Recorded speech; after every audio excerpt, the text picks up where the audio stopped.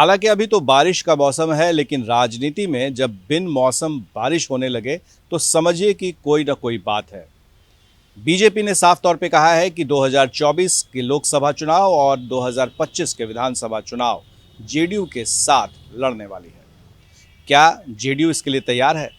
हमारे साथ हैं जेडीयू के वरिष्ठ नेता और प्रवक्ता, मुख्य प्रवक्ता नीरज सिंह जी। नीरज जी, इस बयान को आप कैसे देख रहे हैं? जुलाई 2022, चुनाव 2024, 2025, हम एक साथ सरकार चला रहे हैं।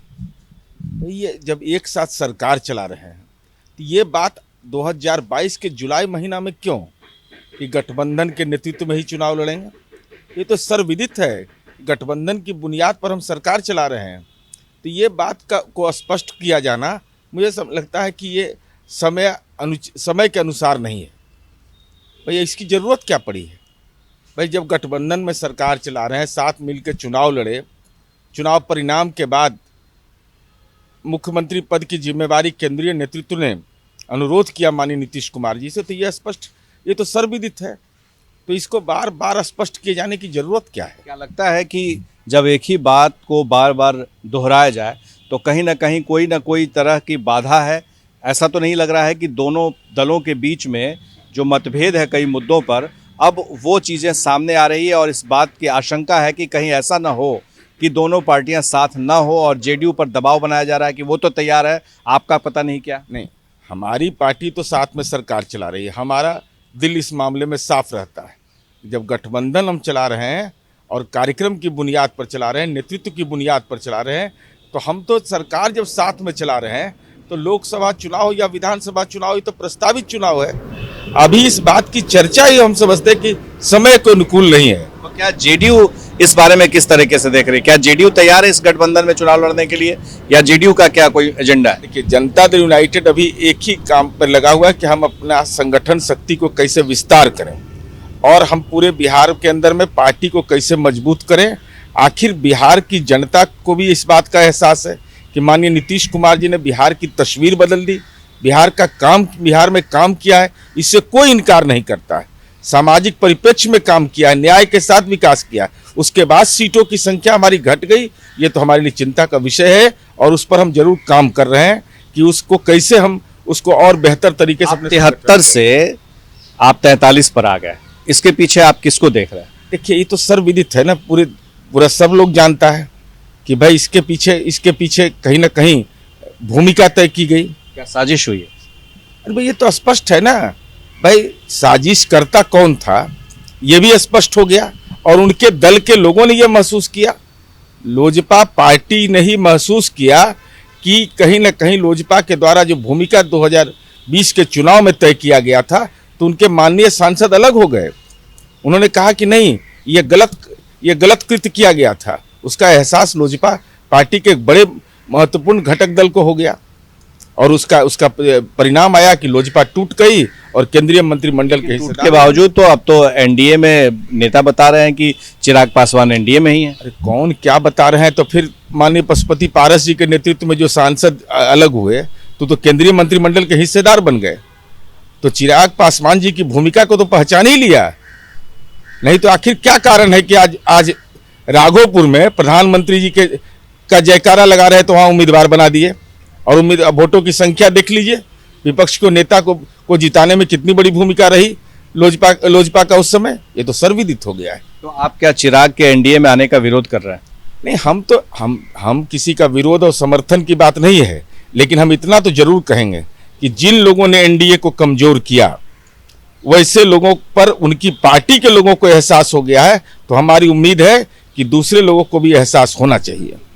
ये जो कहा जा रहा है कि तेजस्वी यादव साफ तौर पे कह रहे हैं कि बीजेपी में की औकात नहीं है कि वो अकेले चुनाव लड़ ले, आपको लग रहा है? देखिए, ये तो गठबंधन इस राज्य की राजनीति की आवश्यकता है। ये भ्रम राजनीति में किसी को नहीं पालना चाहिए कि हम अकेले सामर्थ्यवान हैं।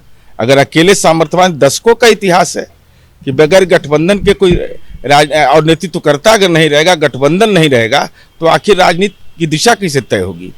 चाहे यूपीए रहे चाहे एनडीए रहे, गठबंधन के बगैर राज्य की सत्ता नहीं नसीब होती है और दिल्ली का रास्ता भी साफ नहीं होता है। मतलब आप ये एक तरह से कहना चाह रहे हैं कि जेडीयू के बगैर कोई गठबंधन नहीं होगा? नहीं, जेडीयू की तो भूमिका को माननीय नीतीश कुमार जी की भूमिका को कौन नकार सकता है।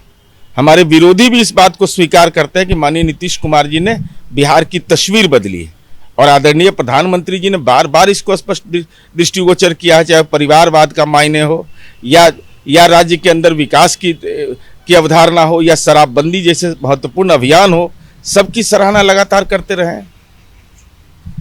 कांग्रेस आज महंगाई के मुद्दे पर सड़क पर है, जेडीयू क्या मानती है कि देश में महंगाई है? देखिए, महंगाई एक ऐसा सवाल है जिस सवाल पर बहस हम समझते हैं कि नई आर्थिक नीति आने के बाद जो देश के अंदर में जो फलाफल आया उस पर कभी विमर्श ही नहीं हुआ कि जो प्राइवेटाइजेशन की ओर देश बढ़ेगा तो स्वाभाविक है महंगाई जैसे महत्वपूर्ण मुद्दे से कोविड का भी महामारी है उसका भी दुष्परिणाम झेलना पड़ रहा है, लेकिन राज्य और केंद्र सरकार इस दिशा में सार्थक प्रयास कर रही है। आपको लग रहा है कि महंगाई के लिए केंद्र जिम्मेदार है? नहीं, इस रूप से मैं नहीं देखता हूँ, क्योंकि कोविड का ये दौर है, अर्थव्यवस्था के लिए चुनौती है और ये मिलजुल करके ये वैश्विक आपदा आई है और ऐसी स्थिति में बड़ी जिम्मेवारी है लोगों की प्राण रक्षा का। तो ऐसी स्थिति में चुनौतियां हैं, लेकिन उस दिशा में केंद्र सरकार भी प्रयास। राष्ट्रीय अध्यक्ष ललन सिंह ने कहा है कि गठबंधन अभी तक है, कल किसने देखा है?